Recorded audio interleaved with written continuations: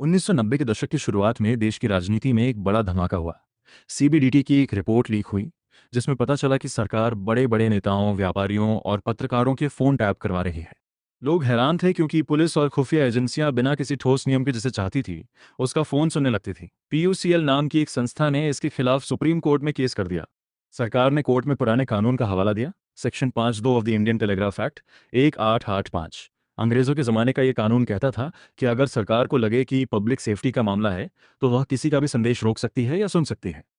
PUCL का तर्क था, फ़ोन पर बात करना मेरी निजी ज़िंदगी का हिस्सा है। अगर सरकार बिना किसी जवाबदेही के फ़ोन सुनेगी तो आर्टिकल 21 राइट टू प्राइवेसी और आर्टिकल 19 फ्रीडम ऑफ स्पीच का क्या होगा।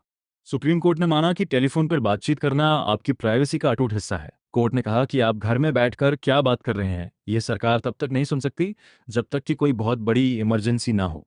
कोर्ट ने सरकार को फटकार लगाते हुए कहा, आप कानून का इस्तेमाल अपनी मर्जी से जासूसी करने के लिए नहीं कर सकते। चूंकि उस वक्त फ़ोन टैपिंग को लेकर कोई साफ नियम नहीं थे, इसलिए कोर्ट ने खुद कुछ कड़े नियम बनाए जो आज भी लागू हैं। सिर्फ होम सेक्रेटरी ही फ़ोन टैपिंग का लिखित आदेश दे सकता है। सरकार को साबित करना होगा कि फ़ोन टैप करना देश की सुरक्षा या पब्लिक ऑर्डर के लिए बेहद ज़रूरी है। एक बार का आदेश सिर्फ 2 महीने तक चलेगा, ज़्यादा से ज़्यादा 6 महीने।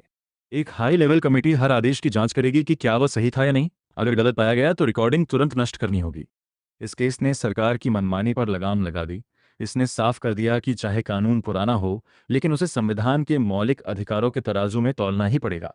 इसी केस की वजह से आज अगर कोई एजेंसी आपका फ़ोन टैप करना चाहती है तो उसे कागज़ों का एक लंबा पहाड़ चढ़ना पड़ता है। बिना आधिकारिक मंजूरी के टैप किया गया फ़ोन कॉल कोर्ट में सबूत के तौर पर भी कमज़ोर माना जाता है।